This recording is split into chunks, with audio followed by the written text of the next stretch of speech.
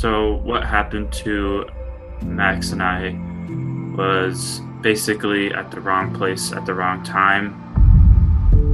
We were victims of a random drive-by shooting. Good evening. Two swimmers from the University of Minnesota's men's team are recovering this evening after being shot in downtown Minneapolis.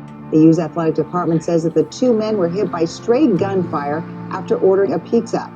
They were waiting for the ride home when they were shot just near 3rd Street and 2nd Avenue. I was shot through the back of my leg, and then it came out the front left of my leg. I was hit when I was getting up, and so the bullet kind of went into my elbow and chipped off a little bit of the bone on my elbow. I think it really didn't settle with me until I got home the next day. A lot of concern for everyone in the group. I was thinking a lot about friends and family, definitely. I was thinking a lot about the future and what it might hold. Just thinking about, life. I think Nick and I recognized that it was obviously a hindrance to our upcoming season. There's a lot of uncertainty. Swimming wasn't necessarily going through my head at first. It was whether I could walk or not. You can really try to be empathetic and put yourself in their shoes, but to go through that is a very personal experience. I am just so thrilled that I can talk to them. And from day one, I kept that perspective of how lucky we are just to be able to talk, let alone even worry about something which seems somewhat insignificant, like swimming.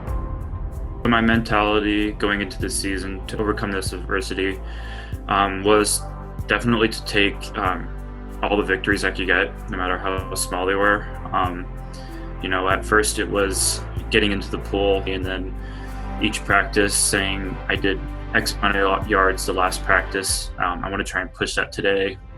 And then it turned into making travel squad. And so just taking every victory that I can get was helping me get through the season.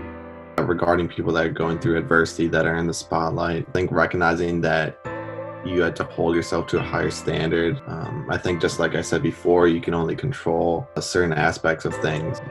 You can't necessarily control what someone's going to write about you. Recognizing that that's their opinion. I hope that most of the team also felt the same way, and that we were inspired by just the sheer amount of effort that they were giving.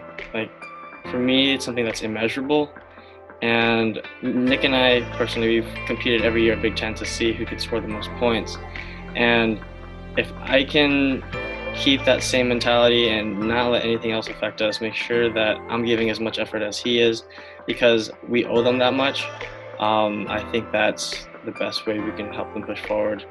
Any advice I give to athletes experiencing adversity would be definitely taking things day by day. I think a huge part is recognizing that you can't control everything. We obviously didn't want this to happen. We didn't plan for it. Some things that we can't control. Every day is, an opportunity to make progress. And I think that's a great way to live life. One thing that I definitely utilized during this difficult time was sports psychology. It's, an amazing resource that we're given. The person that was helping me, she was just absolutely amazing. A lot of progress was made with her, and I don't know that I could have gone through it as quickly without her. It was almost as important as, the physical rehab that I was getting with our athletic trainer. So, it's a very helpful resource that we're given. Max, he's very intense and very in tune with what the rest of the world is doing in terms of swimming. And this year, I thought he did an incredibly good job of just worrying about himself. He was completely focused on him and his recovery. And I think I think it's very healthy and good for Max moving forward as he navigates other challenges in his life. In Nick's case, he also did an incredible job of taking it one day at a time. There were moments athletically with Nick that I was really questioning whether he would be at the Big Ten championships. I haven't told him this, but to be candid, when he finaled in the 200 free at the Big Ten championships, I literally had to leave the deck. I was emotional and got tears in my eyes. I thought that was an incredible performance given how that season went. And like I said, there were some good days, and there were days that were really challenging, not just athletically, but everything that surrounds a human being trying to do something extraordinary. And just watching the two of them really go through the ups and downs and navigating a season like that is something I'll never forget. In sports, we see the finished product.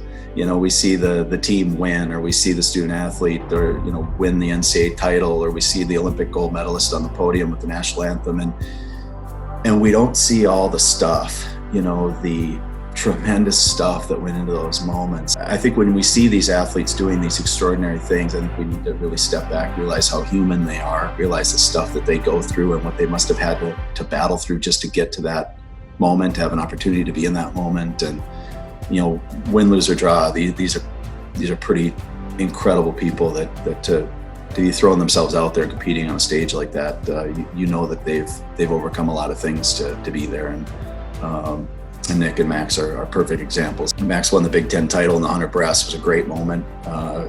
People don't really know, probably on the outside world, how incredible that moment truly was. And to see, like I said, Nick in the final of the 200 free, people don't realize how incredible that moment truly was.